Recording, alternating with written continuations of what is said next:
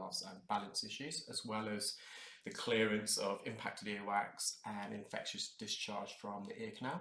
We have a client here who attended with bilateral, very hard, almost stone-like earwax, impacted very deep in his ear canal. He was not only suffering from earache and itchy ears, but also reduced hearing. He denies using cotton buds, but I've been doing this job long enough now to realise that he had actually impacted this using cotton buds. The earwax, again, it was very hard, very impacted, boulder-like. I initially tried a suction probe, but as soon as I put a bit of pressure onto the wax, he could feel that compressing against his eardrum. So I then went in with an ear hook, and I managed to remove the large piece of earwax initially using the ear hook. This remaining piece of wax, it's very medial, adjacent to the eardrum, and it's always far safer to try and use suction to remove that. If you use other instruments like ear hooks or Jobson horns, you're more likely to become in contact with the canal wall. And if you've been watching some of my videos and listening to my narrations, the inner 2/3 of the ear canal is very sensitive. It's basically a very, very thin sheet of skin directly over the bone, whereas the outer third, it's made up of cartilage, and you've got fatty tissue there, which can provide some buffering, some comfort. So managed to remove that. You would have seen the ear canal was very dry.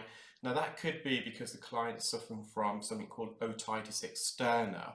Otitis externa is almost like eczema of the ear canal, and it can cause irritation, itchiness. It can also sometimes lead to discharge, what we call otalgia. So otalgia is the name of the pus or discharge that's secreted in the ear canal. It may also be due to the wax itself, because the wax is so hard and dry, it's quite coarse, and when the patient talks and he chews, it could be that the wax is almost grinding against the ear canal wall, causing it to become very dry and itchy.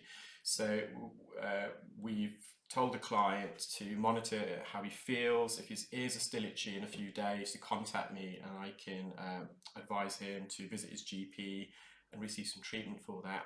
And you saw there, I initially tried to use an ear hook to remove the wax, dislodge it, but the client actually found it a bit uncomfortable because it was making contact with the bony canal wall. So I reverted to the suction probe there, and I managed to wriggle it from the superior part, and it came out in one big piece.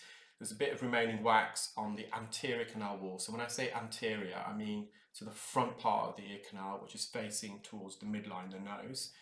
We have a still image here of the wax. You can actually just look at it and see how dry and hard it is, and you might have seen a bit of white, a coating of white dead skin around the wax itself. Thank you for watching. I hope you enjoyed that. For anyone who's watching my YouTube channel for the first time, please do subscribe and select the bell icon, and that will notify you as and when I upload new